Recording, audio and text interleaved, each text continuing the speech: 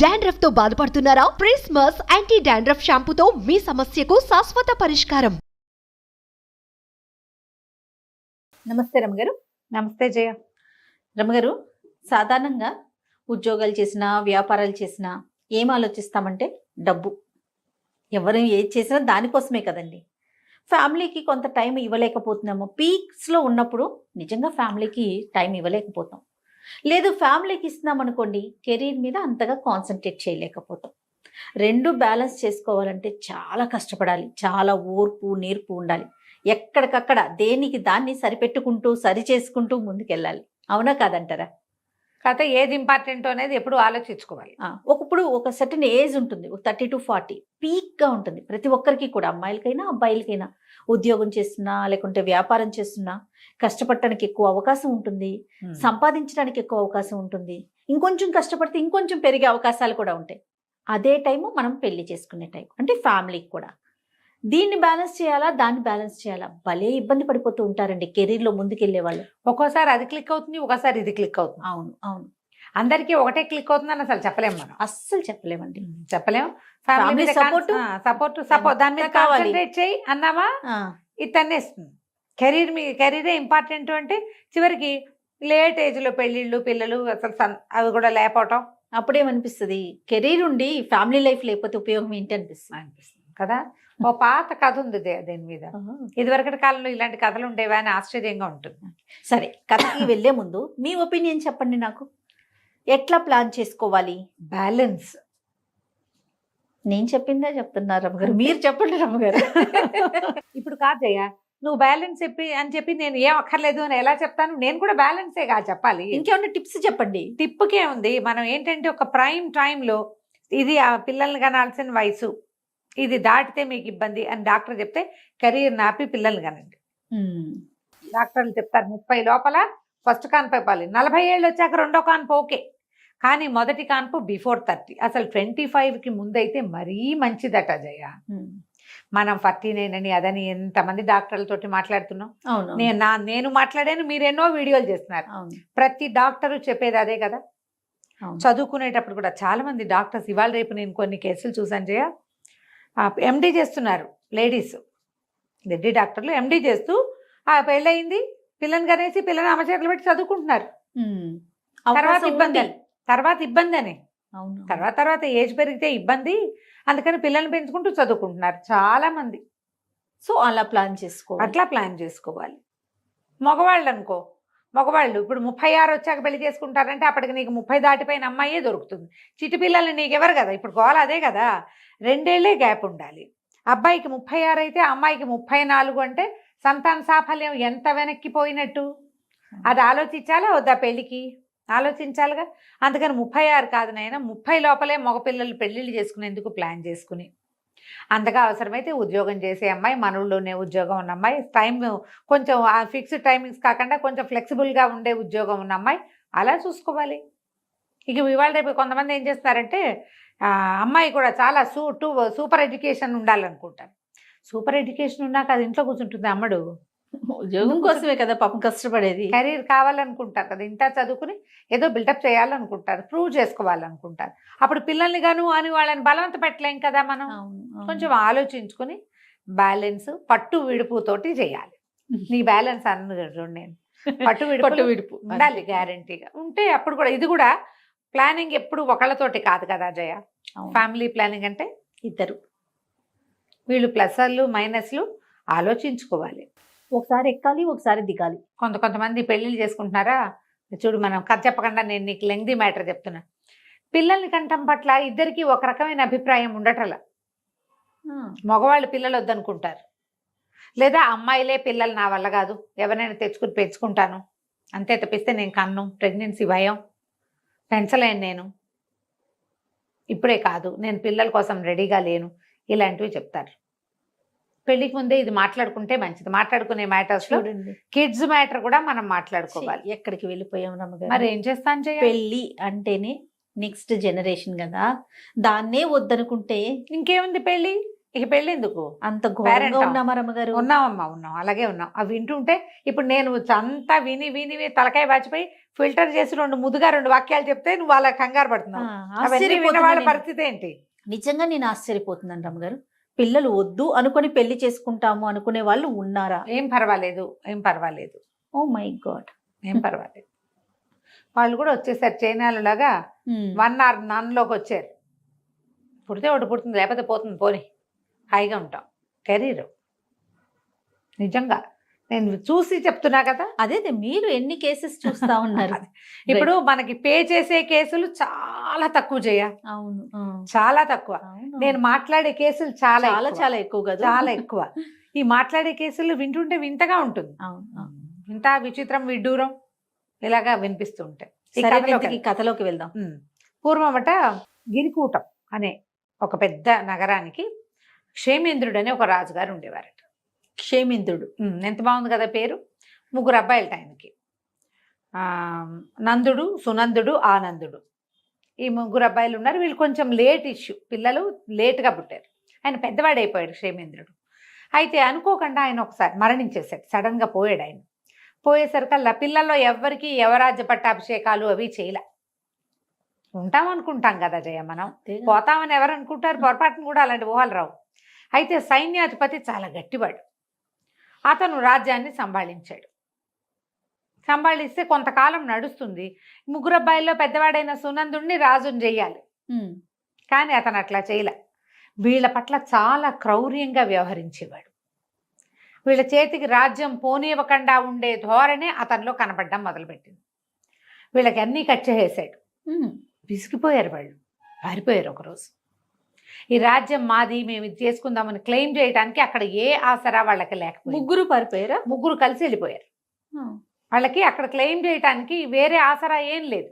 మంత్రులు సైన్యాధిపతి వైపే ఉన్నారు, ప్రజలు సైన్యాధిపతి, అధికారులందరూ సైన్యాధిపతి చెప్పిన మాటే వింటారు. మీకు తెలియదు అంటారు వీళ్ళని. ఇది మాది వీళ్ళని అని వీళ్ళు అన్నా, వీళ్ళని రాజు చేయమని రాజులను చెయ్యి, ఈ పిల్లాడిని రాజుని చెయ్యి, మిగిలిన వాళ్ళిద్దరిని యువరాజులను చెయ్యి అని చెప్పగలిగే సత్తా ఉన్నవాడు ఎవడు లేరు అక్కడ. అందరినీ ఆయన గట్టిగా బిగిచ్చేశాడు సైన్యాధిపతి. ఇక అతని చేతిలోకి వెళ్ళిపోయింది. ఇంకేం చేస్తారు? 3 కలిసి ఇక మనం ఇక్కడ ఉండద్దు, ఇక్కడ మనకి ఫ్రీడము లేదు, వేరే ఎక్కడికైనా వెళ్ళి ఆలోచించుకుందాం అసలు ఏం చెయ్యాలో అని 3 కలిసి పారిపోయారు. ఓకే. పారిపోయి నగర శివార్లు దాటేశారు. దాన్ని ఆనుకుని అవతలకి చాలా పెద్ద పెద్ద అడవులు ఉన్నాయట. అడవుల చివరికి వెళ్ళిపోయారు. ఏవో గుర్రాలు వేసుకుని వెళ్ళారు. అడవుల్లోకి వెళ్ళాక ఇక మనుషు సంచారం ఏం కనపడుతుంది? ఒక 3-4 రోజులు డక్కా మొక్కీలు తిన్నారు. చివరికి ఆ అడవి చివర ఒక పెద్ద పాక వేసుకుని ఉన్న ఒక కుటుంబాన్ని చూశారు వీళ్ళు. పూరిపాకే కానీ పెద్దది. సరే, ఇంకా అప్పటికి ఏవో కాయ కసరు తిన్నారు 3-4 రోజులు. ఒక పూటైనా ఉడికిన అన్నం తినాలనిపిస్తుంది కదా. సరే, ఆ ఇంటి వాళ్ళు ఎవరున్నారో చూద్దామని ఆ ఇంటికి వెళ్ళారు. వెళ్ళేసరికి ఆ ఇంట్లో ఒక ముసలాయన కూతురు ఉన్నారు. కూతురు పేరు ఇందుమతి. ఒక 16-15 ఏళ్ళ పిల్ల. సరే, ఆ ముసలాయన వీళ్ళని చూసి ఎవరో రాజకుమారులాగా ఉన్నారని, రండి బాబు, ఎన్నాళ్ళు అయింది ఈ దారిని ఎవరైనా మనుషులు వచ్చి, మేమేం ఉంటున్నాం, ఏవో మేకల్ని వాటిని కాసుకుంటాం, మా దారిని మేము ఉంటున్నాం, చిన్న పంట ఏదో పండించుకుంటున్నామని వీళ్ళకి చక్కగా అన్నము అవి పెట్టించాడు. అన్నాలు తిన్నారు, చక్కగా ప్రశాంతంగా కూర్చున్నారు. కూర్చున్నాక 3 మాట్లాడుకోవటం మొదలు. ఇప్పుడు ఏం చెయ్యాలి? మాట్లాడుకుంటుంటే పెద్దవాడు అన్నాడు, చాలా సైన్యం కావాలరా, ఇది కంట్రోల్ చేయాలంటే వీటిని మనం సైన్యాన్ని సంపాదించాలి, మొదట జనాన్ని కూడగట్టాలి. ఎంత సైన్యం ఉంటే అంత మంచిది మనకి. అప్పుడు సైన్యంతో సహా విరుచుకుపడి మన రాజ్యాన్ని మనం లాక్కోవచ్చు. బాగుంది కదా. అక్కడి నుంచి 2వ వాడు అన్నాడు, నందుడు, కాదు సైన్యం కాదు, డబ్బు కావాలి. వాళ్ళందరినీ వాడు అధికారంతో కొనేశాడు, మనం డబ్బుతో కొనాలి, డబ్బు బాగా సంపాదించుకురావాలి, డబ్బే ముఖ్యం. ఈ మొత్తం సమాజం అంతా మన చేతిలోకి రావాలంటే అడిగిన వాడికి అడగని వాడికి డబ్బుతో కొట్టేయాలి వాడిని. ఇది కూడా పాయింట్. 3వ వాడిని అడిగారు, ఏరా ఆనంద, నువ్వేం చేస్తావురా అని. ఏమో ఇంకా ఆలోచిస్తున్నాను, చెప్తాను అన్నాడు. ఆ అబ్బాయి దృష్టి వాళ్ళతో పాటు ఆ కబుర్లు వీళ్ళు మాట్లాడుకుంటుంటే ఆ మాటలు వినడానికి వచ్చి కూర్చున్న ఇందుమతి మీద ఉంది. పెద్దవాళ్ళిద్దరి దృష్టి రాజ్యం మీదే ఉంది. సరే, ఇంకా ఒక పూట గడిచాక కాస్త స్థిమితపడి 4 రోజుల నుంచి ప్రయాణం చేశారుగా, స్థిమితపడ్డాక వాళ్ళ దగ్గర నుంచి ఏదో కాస్త తినుబండారాలు ఒక 2-3 రోజులకు సరిపడా మూట కట్టుకున్నారు. అన్నదమ్ములు ఇద్దరు చెప్పారు. ఒకళ్ళు ఈశాన్యానికి, ఇంకోళ్ళు వాయవ్యానికి బయలుదేరారు. మేమిద్దరం చెరో వైపుకి వెళ్తాం. ఒకళ్ళు డబ్బులు సంపాదించుకొస్తామన్నారు, ఇంకొకళ్ళు సైన్యం తెచ్చుకుంటా అన్నారు. ఆనందుడు అన్నాడు, సరే మీ ఇద్దరు బయలుదేరండి, నేను ఆలోచించుకుని నా దారి నేను బయలుదేరుతాను అంటే ఆనందుడి గుర్రం ఇక్కడే ఉండిపోయింది. సునందుడు నందుడు చేరో గుర్రం మీద చేరో పక్కకి వెళ్ళిపోయారు. తర్వాత ఏమో మాట్లాడుకున్నారంటే 10 సంవత్సరాల తర్వాత ఇక్కడే కలవాలి అని మాట్లాడుకున్నారు. 10 ఏళ్ళు ప్రయత్నం చేద్దాం, మన రాజ్యం మనకి ఎక్కడికి పోదు, మన అందరూ గుర్తుపడతారు, రాజుగారి అబ్బాయిలో మన జన్మపత్రికలు అన్నీ అక్కడే ఉంటాయి. ఓకే. 10 ఏళ్ల పాటు ఒకటిది సంపాది, మూడో వాడికి తోచింది సంపాదించుకొచ్చి మన రాజ్యాన్ని మనం స్వాధీనపరచుకుందాం. ఆనందం అన్నాడు, మీ ఇద్దరు చెరోదారిన వెళ్ళండి, నేను కూడా ఇక్కడే కలుసుకుంటాను మిమ్మల్ని అని చెప్పాడు. సరే 10 సంవత్సరాలు సుదీర్ఘమైన రోజులు గడిచిపోయినాయి. 10 సంవత్సరాలు అంటే 3650 రోజులు గడవాలి, అంతే కదా సంవత్సరానికి. ఏడాదికి 365, 10 అంటే ఇంటూ 10 వేసి ఆ సున్నా దీని పక్కన చేస్తుంది కదా. 3650 రోజులు వెళ్ళిపోయారు. 10 ఏళ్ల తర్వాత ఒక రోజున పెద్ద సైన్యం, కనీసం ఒక 25,000 మంది ఉంటారు సైన్యం ఆ గుడిసె వైపుకి నడిచొచ్చింది. ఇంకో పక్క నుంచి గాడిదలు, కంచరగాడిదలు, గుర్రాలు, లొట్టిపిట్టలతోటి ఇంకొక పెద్ద వ్యాపారస్తుల బిడారు ఇంకొక పక్క నుంచి నడిచొచ్చింది. ఈ సైనికులతో వచ్చిన వాడు ఒకడు ఆజానుబాహు, కణతల దగ్గర అక్కడ నెరిసి ఉండి గడ్డను నెరిసిపోయింది, కానీ మంచి బలశాలి ఆజానుబాహుగా ఉన్నవాడు ఒకడు. ఈ రెండో గుంపుతో బేహారీలతోటి వ్యాపారస్తుల సమూహంతో వచ్చినవాడు ఇంత బొజ్జ, స్థూలకాయం, తలకాయ నెరిసిపోయి ఉన్నవాడు రెండోవాడు. వాళ్ళిద్దరూ కలుసుకున్నారు. ఒరే నందా సునందా అని మాట్లాడుకున్నారు.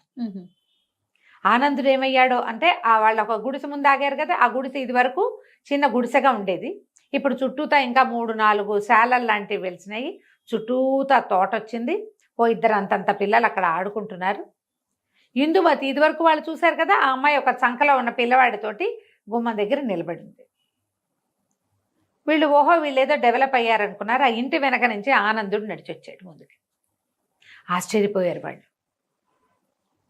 ఏమిట్రా నువ్వు ఇక్కడే ఉన్నావా, ఇదే నువ్వేం చేసావు అని మాట్లాడుకున్నాక పెద్దవాడు ఏం చెప్పాడంటే 25,000 మంది సైన్యాన్ని కూర్చుకొచ్చాను నేను, మనం ఉత్తరాలు రాస్తే 5వ రోజుకి ఇంకో 25,000 మంది సిద్ధంగా ఉంటారు, ఈ సైన్యం అంతా మంది, దీంతో విరుచుకు పడిపోవటమే వాడి మీద అనగానే రెండో వాడు చెప్పాడు 25 లక్షల దినారాలు కూడబెట్టాను నేను. చాలా పెద్ద సొమ్ము కదా 25 లక్షలు. మరి మొత్తం వీటి మీద ఉన్న సరుకంతా మందే, మన వ్యాపారం నడుస్తూనే ఉంది. ఇవాళ మన దగ్గర 25 లక్షలు ఉంది, ఊరు మీద 2-3 కోట్లు ఉన్నాయి వ్యాపారంలో. ఎంత డబ్బు కావాలంటే అంత డబ్బు ఉత్తరం రాస్తే వచ్చేస్తుంది 10వ రోజు కల్లా. నీ సైన్యాన్ని కూడా ఈ డబ్బులతోటి కొనేయగలను నేను అన్నాడు. పదండి విరుచుకు పడదామన్నారు. ఆనందుడు ఏం చేశాడు, అక్కడే ఉండి ఇందుమతిని పెళ్లి చేసుకుని 3 పిల్లల్ని కన్నాడు. ఆ తోట దొడ్డి అది విశాలంగా చేసుకున్నాడు, అడవంతా స్వాధీనంలో ఉంది. అప్పుడు ఆనందుడు ఏం చెప్పాడంటే, అంత కంగారేం లేదు, మీరిద్దరూ వెళ్ళిపోయినటువంటి 3-4 సంవత్సరాలకి గిరిపురం అది ఉంది కదా, అక్కడి నుంచి మనకు ఉత్తరం వచ్చింది, సైన్యాధిపతి మరణించాడని, రాజ్యం అరాచకంగా ఉందని, వచ్చి స్వాధీనపరచుకోమని రాశారు.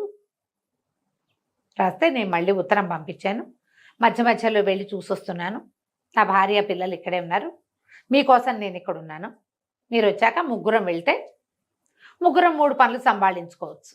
పెద్దవాడు రాజు అవుతాడు, రెండోవాడు సైన్యాధిపతి అవుతాడు, మూడోవాడు మంత్రి అవుతాడు అని చెప్పాడు.